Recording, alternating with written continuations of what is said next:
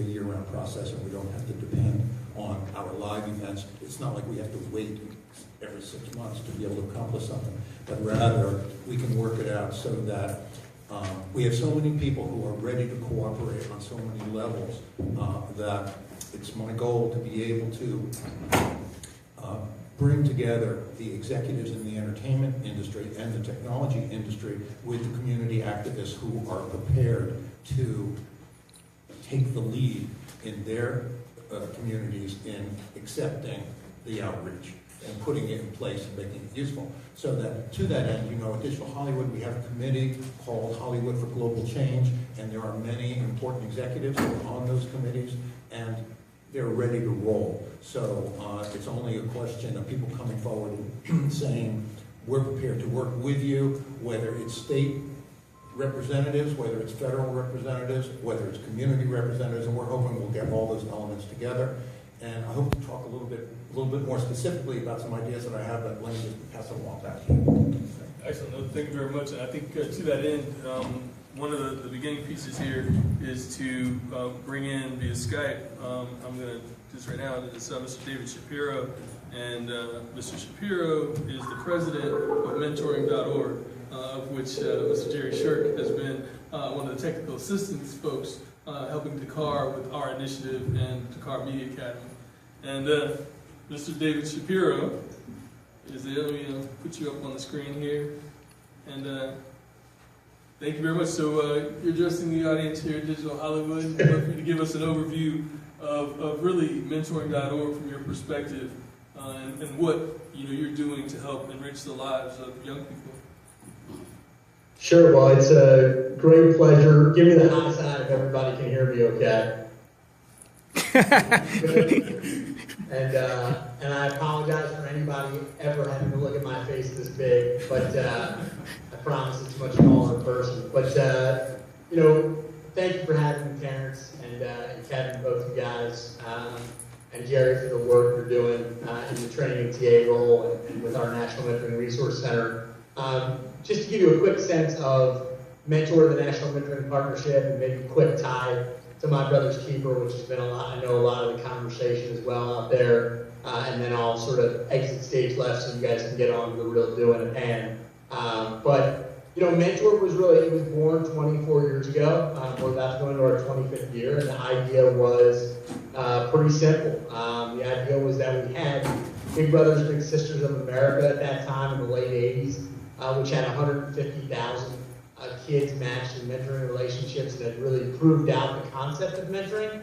But when you look at the other side, using various different proxies for need, but one of them being 8 to 18-year-olds living in single-parent households in poverty. So you look at the stress of economics and a low volume of adults at home. You had about 9 million kids in America in that situation, and that number has actually been pretty persistent and is about the same today. So you were looking at an organization that had practiced mentoring for almost 100 years, was incredibly effective at it, had proved that the concept worked, and yet, after all those years, was at 150,000 against a need of almost 9 million.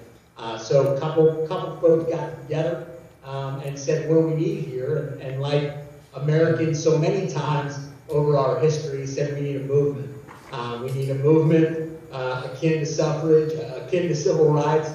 We may not be at that point yet, but it is a movement that I think has sort of roots in all those movements, which is redefining what we think citizens in America need and what we think is necessary versus extra. And so what they set out to do was to say that a mentor in a young person's life for healthy development is not a nice to have. It's not something that should be accidental, or if you have the good fortune of vast amounts of social capital and connection, it's a need to have. It's a necessity.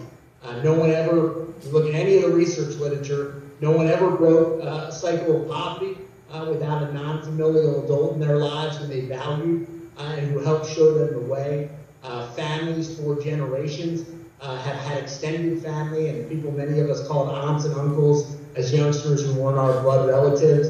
It has always been that sort of expanded village that sort of raised up a child. And for a lot of reasons, that happens less and less in America today than it once did. And we have great linkages between the way in which that folks face economic distress, face multiple jobs, face, adults being incarcerated at a rate that's the highest in the developed world, and it leaves our children at the most risk, at the most stress, with the least amount of chance of getting the adult relationships that they need. So our movement, which has grown from that 150,000 number to 4.5 million kids in mentoring relationships now, is trying to face down those headwinds to really give adults and young people the thing that they need, which is this extra asset of positive and consistent relationships in the form of mentoring, whether that be in the context of school, community,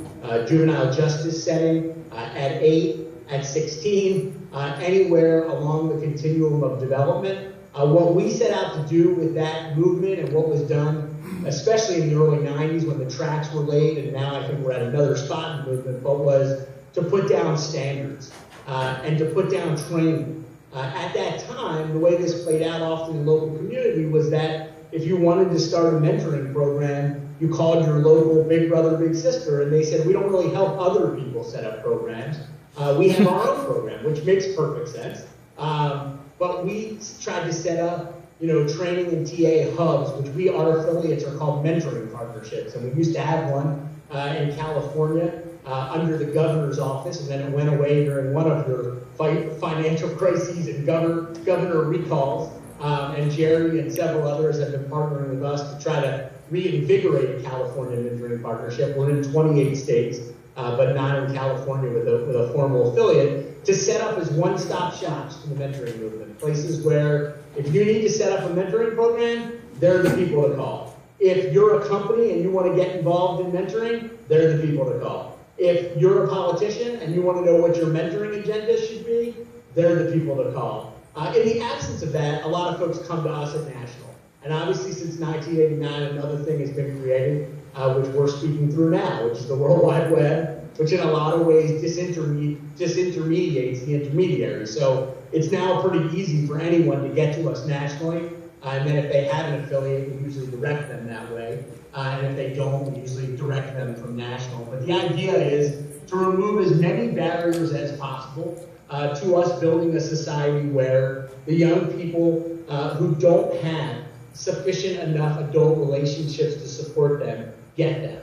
Not as an incrimination of homes or bad families. I want to be clear about that, because mentoring in some ways has borne that burden of making it sound like it's somehow a recrimination or response to bad or broken families, and it's not. It's an extra additional asset, tool, resource, strategy that has been proven as old as Greek mythology to be a difference maker for young people. And so that's really our work. Our work, has been with, OJJDP, Office of Juvenile Justice and Delinquency Prevention, to set up this National Mentoring Resource Center as a one-stop shop. Our work has been to lobby government for more public funding. Our work has been to work with the White House on My Brother's Keeper and to convince them that mentoring should be a key part of My Brother's Keeper. And we've been obviously incredibly gratified the way in which the president and the administration have positioned mentoring as a key part of a panoply of things that's needed within My Brother's Keeper, but as a central thing. And that's led to a partnership with the MBK that will be coming online, and some work we just did with Esquire on mentoring and manhood, and some more work that you'll see. But that's the role we see, and the people we want to be are just the people who are servant leaders to those who want to engage in the mentoring movement, and then we're trying to convince the unconverted that this is, something we can't live without in America, and it's something we shouldn't just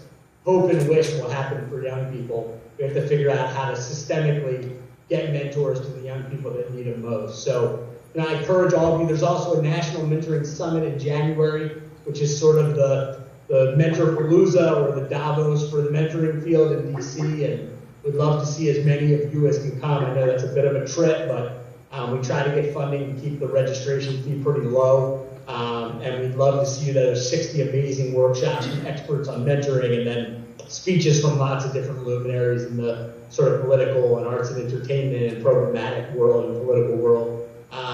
So, with that, Terrence, if there's anything I've not hit on that you wanted me to, or there's even questions from the room as well as we can do that, I'm happy to take a stab at 5 more minutes, but I also don't want to steal the time from what you got planned. No, thank you very much. Really appreciate that, David. Is there any, Victor, anybody, a question that you might have for David? Well, definitely, we hope to work with you, more directly.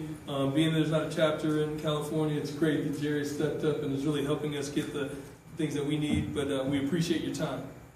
Yeah, it's absolutely my pleasure. Anywhere that people are trying to get quality mentoring going for young people, I want to try to be there. So thanks for plugging me in, and please utilize Mentor in any way we can be of service to you guys in the movement out there. Thank you so much. Okay, take care, Terrence. Bye. So just wanted to say, so that